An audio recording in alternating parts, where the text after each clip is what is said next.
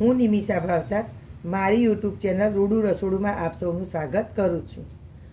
આજે આપણે હવે શિયાળો જવા આવે તો રતાળું પણ ઓછું આવશે. શિયાળામાં રતાળું સરસ આવે તો આપણે રતાળુની પેટીસ બનાવીશું.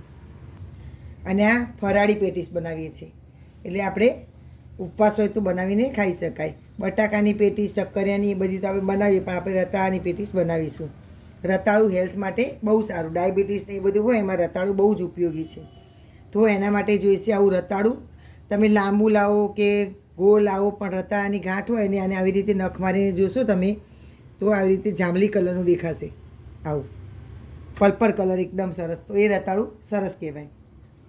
તો આ રતાળું લેવાનું, આ ગરમ મસાલો, આમચૂર પાવડર, મીઠું, ખાંડ, ફુદીનો, કોથમીર, મરચાં, સિંગનો ભૂકો અને તેલ.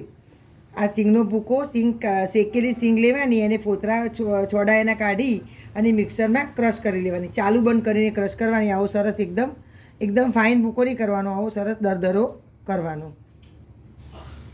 હવે આને આપણે કુકરમાં આવી રીતે બાફવા મૂકવાનું, એમાં પાણી નહીં નાખવાનું. કુકરમાં નીચે પાણી મૂકી અને કાંઠલો મૂકી અને ડીશ મૂકી અને એમાં રતાળું બાફવા મૂકવાનું. પાણીમાં ડાયરેક્ટ નહીં નાખવાનું. આપણા જોડે ઢોકળી હોય તો એમાં પણ બાફી શકાય. હવે એને આવી રીતે છાલ છોલી નાખવાની. ઉપર માટી બહુ હોય એટલે એની છાલ એકદમ સરસ કાઢી નાખવાની. પહેલાં ધોઈ નાખવાની, માટી જતી રહે, પછી એને આવી રીતે છોલી લેવાનું. હવે આપણે નીચે કુકરમાં પાણી મૂક્યું હતું, ડીશ મૂકી હતી. હવે આ રતાળું આપણે છોલી અને ટુકડા કરીને મૂકી દીધું. હવે કુકર બંધ કરીને 5 થી 6 વિસલ બગાડી દઈશું એટલે સરસ એકદમ આપણું રતાળું સરસ બફાઈ જશે. હવે આપણું રતાળું બફાઈ જવા આવ્યું છે ત્યાં સુધી આપણે મરચાં, કોથમીર અને ફુદીનાની પેસ્ટ બનાવી છે. આ આપણું રતાળું સરસ બફાઈ ગયું છે. જો એનો કલર પણ કેવું સરસ ચેન્જ થઈ ગયો. હવે આને આપણે એકદમ મેશ કરી લઈશું. ઠંડુ કરી અને છીણવું હોય તો છીણી લેવાનું, કાં તો આવી રીતે આપણે પાઉંભાજીનું હોય એનાથી દબાઈને પણ કરી લેવાનું માવો. હવે આપણે આમાં મસાલો કરીશું. તો આ અડધી ચમચી જેટલો ગરમ મસાલો મેં ઘરે બનાવેલો છે એટલે ઉપવાસમાં ખવાય. તજ, લવિંગ ને મરી પાવડર હતું. બહારનો ગરમ મસાલો કદાચ ના ખવાય. આ અડધી ચમચી જેટલો આમચૂર પાવડર, 1 ચમચી જેટલી ખાંડ,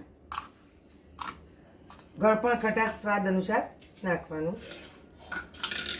પછી આપણે જે આ ફુદીનો, લીલા મરચાં અને કોથમીરને ક્રશ કર્યું હતું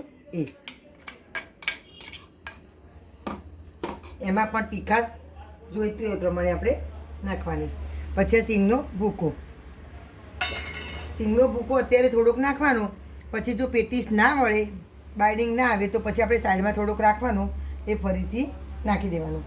હવે આ સિંધવ મીઠું, ફરાળી મીઠું આપણે સ્વાદ અનુસાર.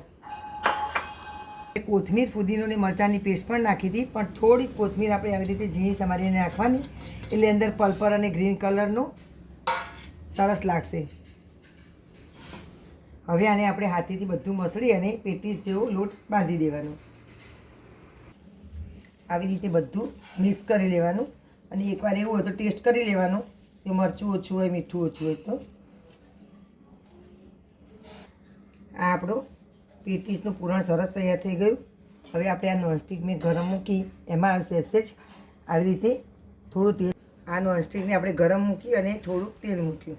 હવે આવી રીતે નાની નાની પતલી થોડીક પેટીસ કરવા એટલે જલ્દી ચડી જાય. હવે આને આવી રીતે ગોઠવી દઈશું. ગેસની ફ્લેમ મીડિયમ રાખવાની. એકદમ હાઈ હશે તો ઉપરથી બળી જશે ને અંદરથી સોફ્ટ રહેશે. એટલે ક્રિસ્પી કરવી હોય તો ધીમા તાપે એકદમ સરસ ક્રિસ્પી કરવાની. આ એક બાજુ ધીમા તાપે ક્રિસ્પી થાય પછી આપણે એને પલટાવી દઈશું. આ એક સાઈડ આપણી થઈ ગઈ અને આપણે પલટાવી દીધી. હવે બીજી બાજુ ક્રિસ્પી થાય એટલે આપણે લઈ લઈશું. આ ઉપવાસ હોય ત્યારે ખાવાની બહુ જ મજા આવે. અને આને દહીં જોડે, ફરાળી ચટણી જોડે, ગમે તેની જોડે આપણે સરસ લાગશે. તમે ગળ્યું દહીં બનાવો તો પણ સરસ લાગશે. આ આપણી રતાળુની પેટીસ તૈયાર. આને દહીં જોડે પણ સરસ લાગશે અને ફરાળી ચટણી મેં અગાઉ બતાવી હતી તમને એમ એ પણ સરસ લાગશે. અને જો તમે પેટીસ ના બનાવી અને ઘણાને ગોટા ખાવા હોય તો આ ફરાળી જે રાજગરાનું ખીરું બનાવી લોટનું ફરાળી લોટનું ખીરું બનાવો કાં તો રાજગરાનું ખીરું બનાવી અને આને ગોળ ગોળ બટાકાવાળાની ગોળીઓ કરી અને તમે એના રતાવના ગોટા પણ બનાવી શકાય. તો મારી આ વાનગી પસંદ આવી હોય તો મારી યુટ્યુબ રૂડુ રસોડુંને સબસ્ક્રાઈબ કરશો, બેલ આઇકોન પર પ્રેસ કરશો અને તમારા ફ્રેન્ડ સાથે શેર કરવાનું ભૂલતા નહીં. તો તમને અને લાઈક ખાસ કરજો અને કોમેન્ટ પણ ખાસ કરજો કે કેવી બની અને તમે બનાવીને કહેજો કે ભાઈ આમાં કેવું લાગ્યું અને સુધારો વધારો. તો મારી આ વાનગી તમને ગમી હોય તો ખાસ લાઈક કરજો અને બેલ આઇકોન પર પ્રેસ કરવાનું ભૂલતા નહીં. જો કરશો તો તમને નવી નવી વાનગીઓ સૌપ્રથમ જોવા મળતી રહેશે.